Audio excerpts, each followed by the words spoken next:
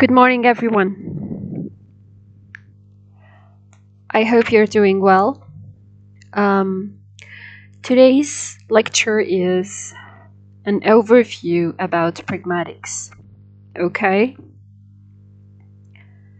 It'll give you more insights about pragmatics, and the different data that I'm going to present are taken from my master's degree, okay?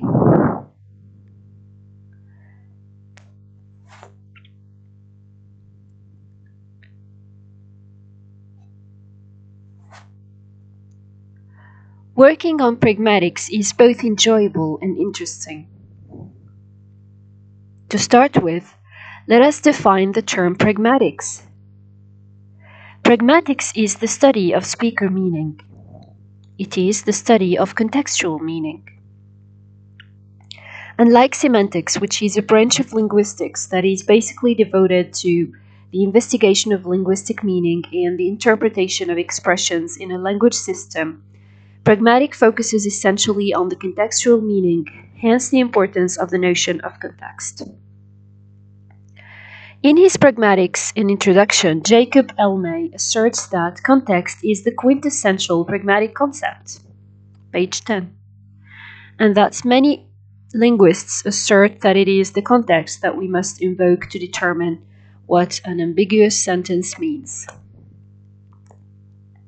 So while semantics studies the relationships between linguistic forms and the entities in the world, pragmatics is interested in the relationships between linguistic forms and the users of those forms. In this respect, I shall define the notion of the user of a language. The user of a language, also called the speaker, is a vital component in the study of pragmatics, for the simple reason that speaker meaning is what a pragmatician is looking for. The question worth asking is, why is the user of a language so interesting in pragmatics? A probable answer may be as follows. Since we are studying speaker meaning, it is our duty to infer the intention of the speaker. What is said is not exactly what is communicated. That is to say, the meaning we are going to infer is invisible. Our mission is to see the intended and dig into what is communicated. In our everyday use of language, we are likely to use lots of metaphors. Also, instances of ambiguity are quite frequent in our speech. The job of a pragmatician is to infer the meaning of what we say.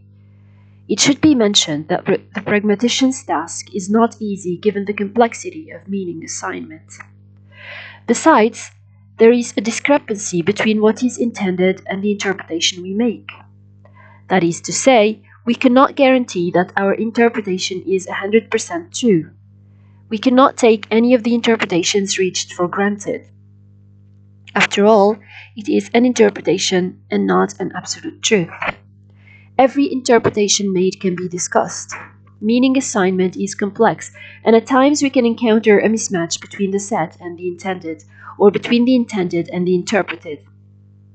To say it simply, there is no guarantee that interpretation matches meaning.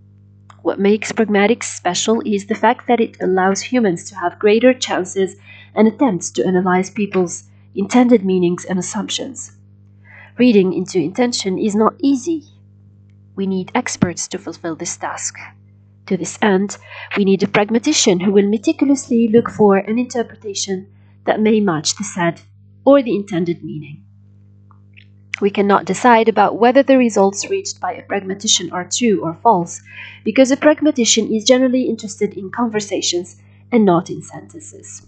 Sentential level is the interest of a semanticist. Hence, the need to prove whether the conclusion reached is true or false. Working on the abstract level limits the sphere of research to whether what is reached is true or false. Jacob Elmay, 1993, reveals the differences lying between the two branches of linguistics, semantics and pragmatics. He claims that semantics remained an abstract descriptive science. Its favorite and for a long time unique concern was the conditions under which a sentence was true or false, page 13. And that pragmaticians found out rather quickly that the truth value of a sentence taken in its abstract form was of little interest to the users of language, who rarely would utter something in order to be proven true or false. Usually, it is much more interesting to try to find out why people say something than whether what they say is true or false.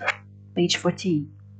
Pragmatics is a pivotal concept in linguistics, but the question is, what do we need pragmatics for?